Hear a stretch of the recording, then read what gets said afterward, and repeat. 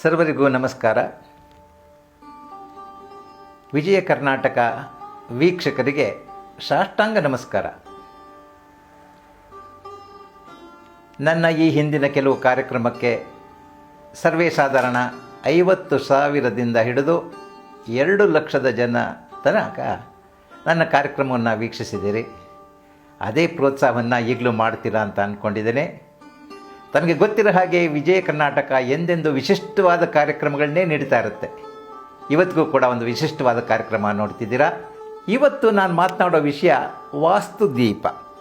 ನೋಡಿ, ಇದೇ ವಾಸ್ತುದೀಪ. ಬಹಳ ಮಂದಿ ನೋಡಿರೋದಿಲ್ಲ. ಇದ್ರ ಬಗ್ಗೆ ನಾನು ವಿಷಯ ಹೇಳ್ತೇನೆ. ವಸ್ತುರೇವ ವಾಸ್ತು ಅಂತ ಹೇಳುತ್ತೆ ವಾಸ್ತು ಗ್ರಂಥಗಳು.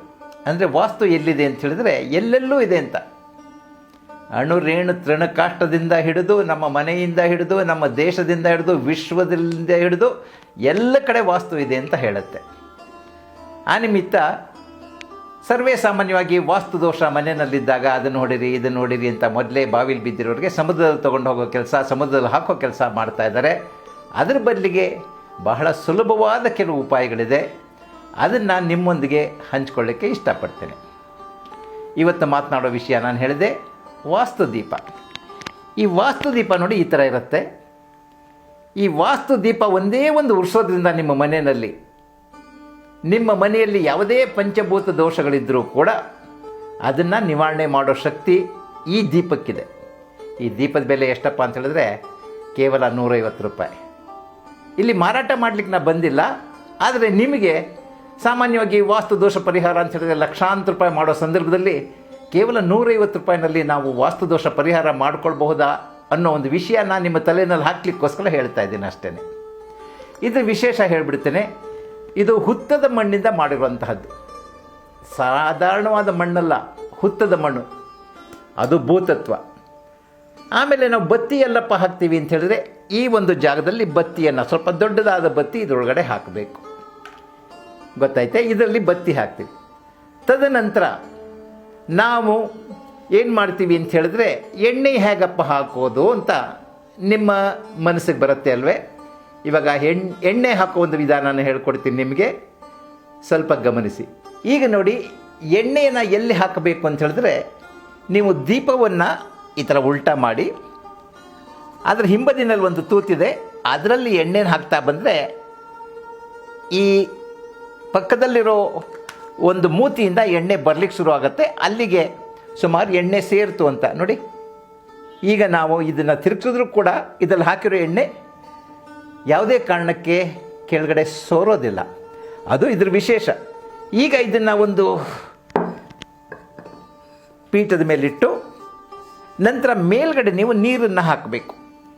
ಈ ಥರ ನೀರನ್ನು ನೀವು ಹಾಕಿ ತದನಂತರ ಈ ನೀರಿನಲ್ಲಿ ಕೆಲವು ಹೂವಿನ ಪಕಳೆಗಳನ್ನೋ ಅಥವಾ ಮಾವಿನ ಎಲೆ ಅಥವಾ ರುದ್ರಾಕ್ಷಿ ಎಲೆ ಅಂಥದ್ದನ್ನು ನೀವು ಆ ನೀರಿನಲ್ಲಿ ಹಾಕಬೇಕು. ಇವಾಗ ನಾವು ಈ ಒಂದು ರುದ್ರಾಕ್ಷಿ ಎಲೆಯನ್ನು ಹಾಕಿದ್ದೀವಿ. ನೀವು ಹೂವಿನ ಪಕಳೆಗಳನ್ನು ಹಾಕೋಬಹುದು ಅಥವಾ ಮಾವಿನ ಎಲೆಯನ್ನು ಹಾಕ್ಬೋದು. ಈಗ ಇದ್ರ ವಿಶೇಷ ಏನಪ್ಪ ಅಂತ ಹೇಳಿದ್ರೆ ಈ ಹುತ್ತದ ಮಣ್ಣಿದೆಯಲ್ಲ ಅದೇ ಭೂತತ್ವ. ಇದ್ರ ಒಳಗಡೆ ಗಾಳಿ ಇರುತ್ತೆ, ಅದು ವಾಯುತತ್ವ. ಇಲ್ಲಿ ನಾವು ಬೆಂಕಿನ ಉರಿಸ್ತೀವಿ, ಅದು ಅಗ್ನಿತತ್ವ. ಮೇಲ್ಗಡೆ ನೀರನ್ನು ಹಾಕಿದ್ದೀವಿ ನಾವು, ಅದು ಜಲತತ್ವ. ಆಮೇಲೆ ಸೂರ್ಯನ ಕಿರಣಗಳು ಬಿದ್ದಂತಹ ಮಾವಿನ ಎಲೆಯನ್ನು, ತುಳಸಿ ಎಲೆಯನ್ನು, ಏನಾದರೂ ಒಂದು ಗಿಡ ಪದಾರ್ಥಗಳನ್ನ ಇದ್ರ ಮೇಲೆ ನೀವು ಹಾಕಿ ನಂತರ ಇದನ್ನು ಉರಿಸ್ಬೇಕು. ಇದರಲ್ಲಿ ಎಷ್ಟಪ್ಪ ಎಣ್ಣೆ ಇಡಿಸುತ್ತೆ ಅಂದರೆ ಕೇವಲ 15 ml ಎಣ್ಣೆ ಇಡಿಸುತ್ತೆ ಅಷ್ಟೇ. ಅಷ್ಟೇ ಅಲ್ಲ, ಅದ್ರ ವಿಶೇಷ ಹೇಳ್ತೀನಿ. ಇವಾಗ ದೀಪ ಉರಿಸ್ತೀನಿ ನಾನು.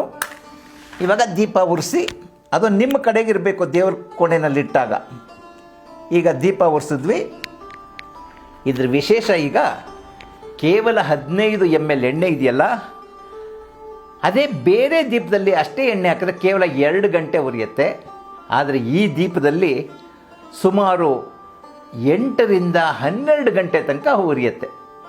ಖಂಡಿತ ಆಶ್ಚರ್ಯ ಅಲ್ವೇ? ಆಗಲೇ ಹೇಳಿದೆ, ಇದರಲ್ಲಿ ಪಂಚಭೂತಗಳು ಇದೆ. ಭೂತತ್ವ ಇದೆ, ಅಗ್ನಿತತ್ವ ಇದೆ, ಜಲತತ್ವ ಇದೆ, ಆಮೇಲೆ ಆಕಾಶ ತತ್ವ, ಸೂರ್ಯನ ಕಿರಣಗಳು ಬಿದ್ದಂಥ ಆಕಾಶ ತತ್ವ ಇದೆ. ಇದ್ರ ಒಳಗಡೆ ವಾಯುತತ್ವ ಇದೆ.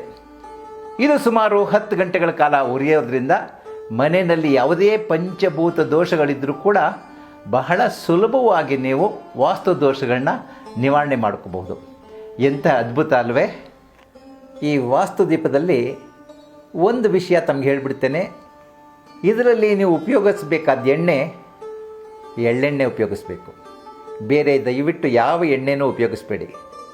ಇದರ ಫಲ ನಿಮಗೆ ಗೊತ್ತಾಗಬೇಕಾದ್ರೆ ಪ್ರತಿದಿನ ಬೆಳಿಗ್ಗೆ ದೇವ್ರ ಕೋಣೆಯಲ್ಲಿ ದೀಪ ನಿಮ್ಮ ಕಡೆ ಇರೋ ತರಹ ಉರಿಸಿ, ಮತ್ತು ಒಂದು ದಿನ ಸತತವಾಗಿ ಪ್ರತಿದಿನ ಬೆಳಿಗ್ಗೆ ಉರಿಸಿ. ಒಂದು ಸಲ ಆರೋದ್ಮೇಲೆ ಮತ್ತೆ ಉರಿಸ್ಬೇಕಾದ ಅಗತ್ಯ ಇಲ್ಲ.